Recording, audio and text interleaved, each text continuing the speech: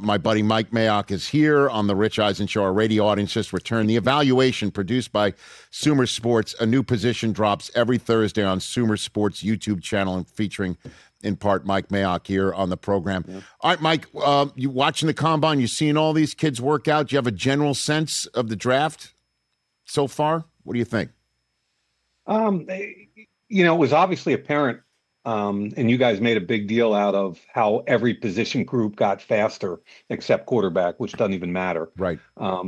But just the speed that some of these guys are moving at, and I kind of, going into the Combine, I'm worried about different position groups and some guys I want to see. And I mean, right off the top, I wanted to see what Jeremiah Love weighed in at. Because when I watched his tape this fall, my final evaluation was basically, look, if he's 195 pounds, I've got one view. If he's 210, I got another view.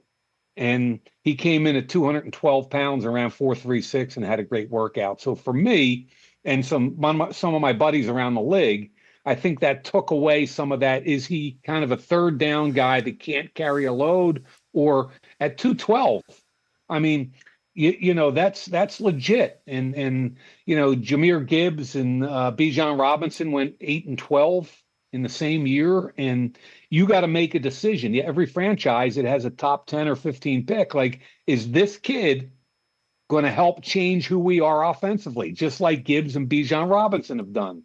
So I kind of felt like that was the first thing I looked for. I wanted to see what the kid weighed in at. So I had a verified weight, and then how he moved at that weight. Yeah, we talked with Todd McShay earlier, Mike, and we're just noticing that what if there's a draft where the best players are safeties, running backs, and interior linemen or tackles who might be kicked inside?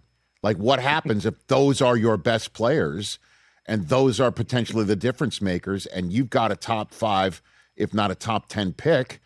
Do you fire in that direction or not? And I'm wondering what your 2 cents on the subject matter are. I think it's pretty simple.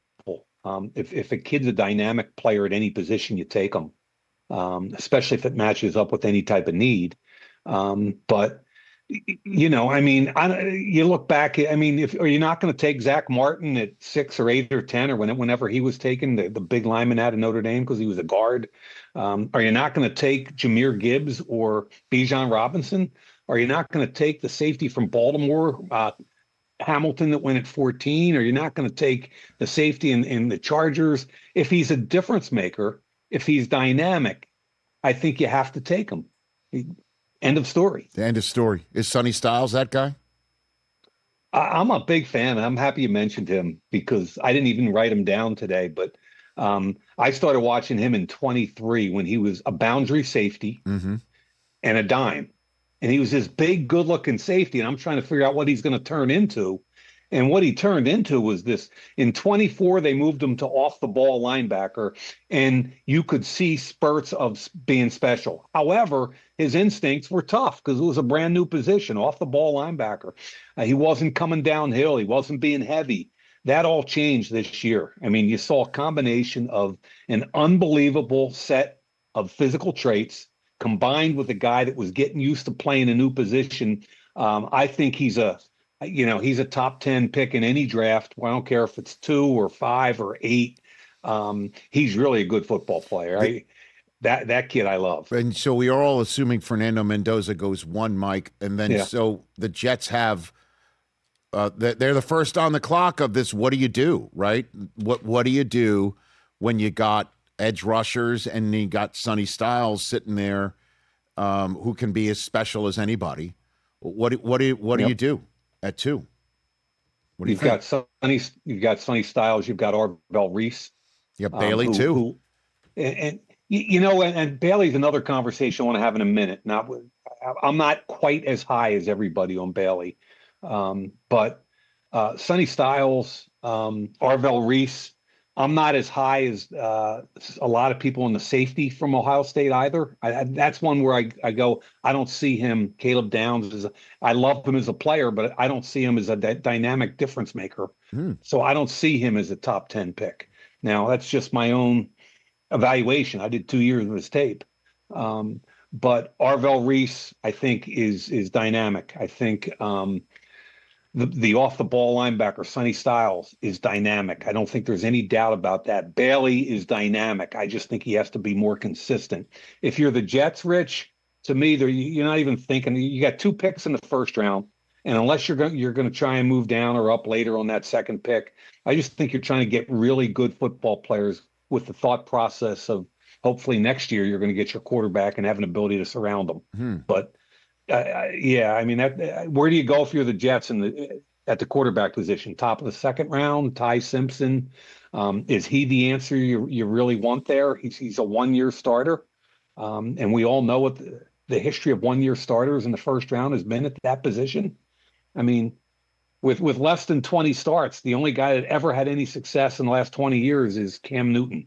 And the list is like Anthony Richardson, Mitch Trubisky, Dwayne Haskins, Mark Sanchez, Trey Lance, Ryan Tannehill, and Cam Newton with 14 starts is the only guy with an overwhelming physical trait set. He's the only one that became anything good on a consistent basis. Yeah, I mean, the Jets had a choice when they finally flipped Quinnen Williams to the Cowboys about when to ask for the compensation. And it seems like they're putting their eggs in the 2027 basket, Mike. It seems like a lot of teams might have made that decision last year, the Jets being one of them. So that's down the road. And then, interesting. So let me just revisit if you don't mind. Yeah, sure. Caleb Downs, you don't think he's a top 10? What did you see on his film, on his tape that you still need to see a little bit more?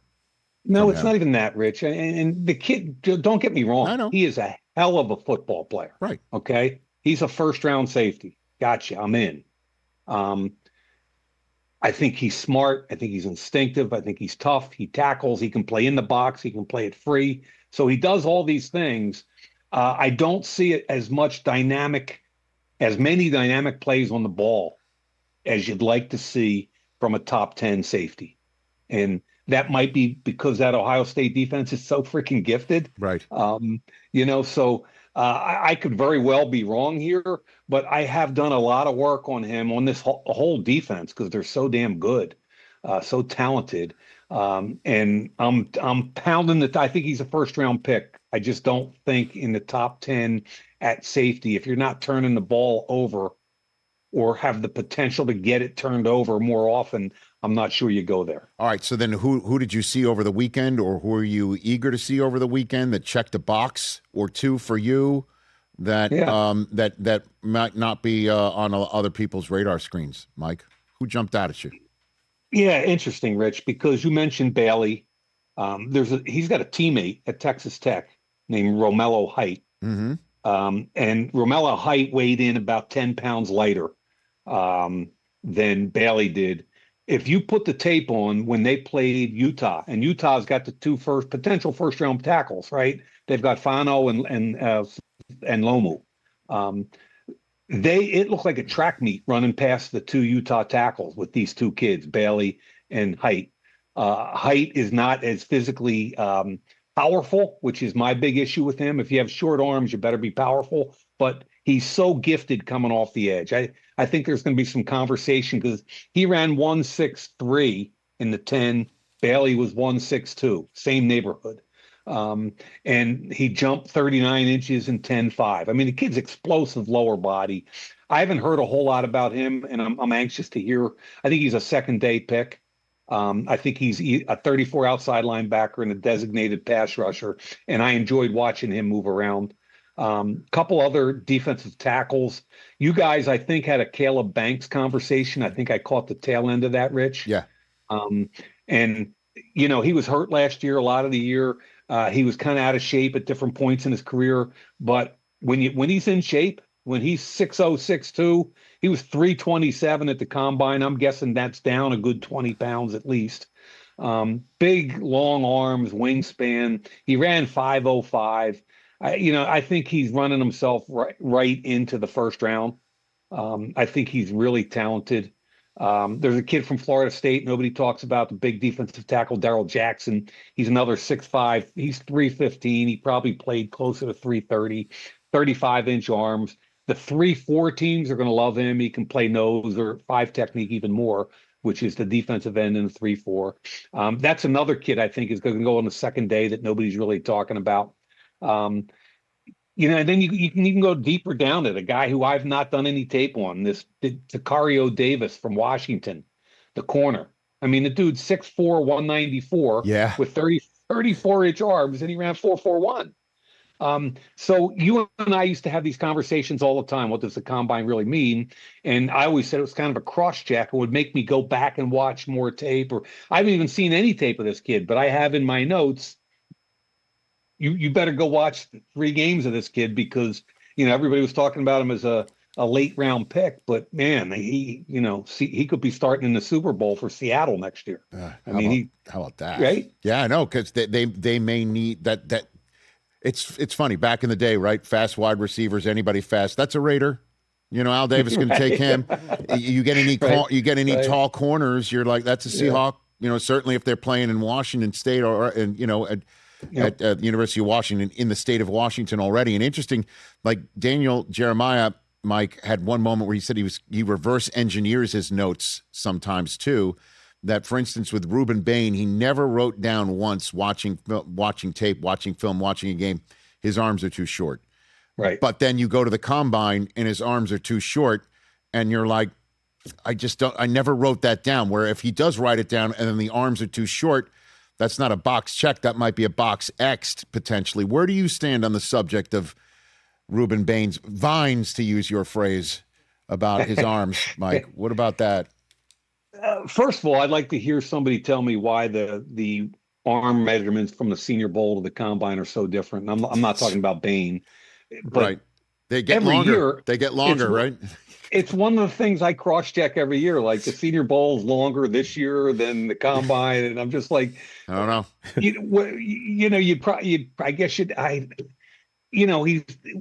He's barely under 31 inches. So the question is, does that make a difference? And I would say most of the time it does. And the difference is you've got to have elite power to be able to get in tight on a tackle if you got 31-inch arms. And I also believe that with the guy I just mentioned, Romello Height was short. Like, do you have the power to get inside? Okay. And you look at someone like Fano. Fano's now an offensive tackle. They're talking about moving to guard, but his feet are so good. He just has short arms, a little bit like Will Campbell. And I liked what Vrabel said after the Super Bowl. He was like, hey, he played a lot of good football for us. He was hurt. He's not moving from left tackle. I don't want to hear the arm thing. For an offensive tackle, if you have short arms, what happens is you kind of shorten the corner. You make an easier corner to turn for all those speed guys. But to answer your original question about Bain, I actually did what you just said Daniel did. I went back after the combine last night, and I pulled all my notes out on Bain and Romello Height, because in my notes, if a guy gets stuck on blocks too often, that's a red flag to go look to see his arm length. And I do have some Bain getting stuck. I do have some Romello Height getting stuck. Now, that doesn't mean every player gets stuck occasionally, and I'm not trying to make this an issue. Right. I do believe Rueben Bain's power and its explosion is more than enough to offset his short arm. Mike Mayock, a few minutes left with my buddy here on the Rich Eisen Show. Everyone, again, check out The Evaluation, produced by Sumer Sports. Every Thursday, a new position drops on the Sumer Sports YouTube channel. Your crown jewel in many ways of your time with the Raiders, Mike, let me get this right, 106th overall pick of the 2019 draft in the 4th round, Maxx Crosby, might be on the trading block right now. What do you think of when you hear that topic, Mike? First of all, it is 106 because Max has it tattooed on his body. That's right. That's right. Which isn't a big deal because he has most of everything tattooed on his body. That is true. That's right. But here I'm pretty close with Max, and here's how I feel personally. I love his loyalty. I love that he's done nothing but tell everybody he wants to be a Raider for life. I think he felt disrespected at the end when he got shut down, even though there might have been good thoughts from the organization side about that. But I think that bothered him. And what I would love for him more than anything is to finish. I think he's 29 years old. How many years do you get? 3, 4, 5, whatever it is left. I want him to finish up like Chris Long did. Chris Long played with the Rams for a lot of years and lost a lot of football games. He signed as a free agent with New England, won a Super Bowl. The next year he signed with Philadelphia, won another Super Bowl. I think Max thirsts for playing in games that matter in January and February. I think that is an all-consuming goal for him. And if it's with the Raiders, God bless him. But I don't know where that's going to be. And if he makes a move, God bless him. I just want him to play in games that matter. And in terms of that deal, just put your general managing hat on, take the heart out of it here. What do you think? What do you think a compensation is? Does it have to happen between now and new league year? The draft is the midnight strike on it. Like, what do you think, Mike? Well, I think certainly the draft is the drop dead point because they're going to want compensation to happen this year, right? So something would have to happen between now and then. Everybody's talking about is a couple first round picks and a player, and how comparable is he to the Dallas Cowboy trade that happened last year with Micah Parsons. Mike is younger, Mike is a good 3 years younger. So I don't know if Max is going to demand the same, but he's going to be in that ballpark. And if you're a team that desperately needs not only a great player, but the kind of leadership you want to continue to push towards winning, Max is your guy.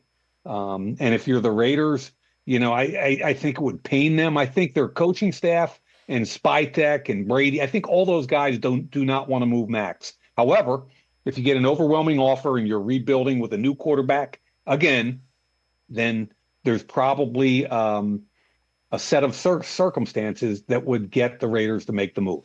Yeah, every Bears fan I ran into at the Combine is like, please tell me we're going to get him, right? TJ's the resident Cowboy fan. Please tell me we're going to get him, right? Like that they feel like he'd put these teams over the top. Like that would be the over the top acquisition. That's all I heard from fans about Max. And I think the fans are right. And I think that's what the GMs and head coaches are talking about right now. Like, how much do we have to give up? And I'm sure there's a lot of conversations. The Raiders made it clear that they don't want to move him, but they're open to listening. What does that mean? Interpret that for me. You know what that means. It means not enough. We get we get the right thing, we're out. I mean, right. And that's what every GM says about everybody, that there's always a number for somebody, but I think now the door is open. The door has been cracked. Max made the statement, and even though Max has danced around it pretty well ever since he made a statement, basically that Jay Glazer, paraphrased. At the end of the day, that door is open, and it's going to be interesting to see if a team comes in with enough to knock the door down. You're the man, Mike. I saw Lee at the Combine. She's crushing it. She's crushing it. So it was good to see her, and it's great to see you on my screen. And I'm going to reach out about doing this more often between now and the draft, okay? Sounds good, buddy. And again, I appreciate being on. You're the best. Hey, you made it all the way to the end. Thanks for that. Check us out every single day streaming live on Disney Plus and the ESPN app 12 to 3 Eastern.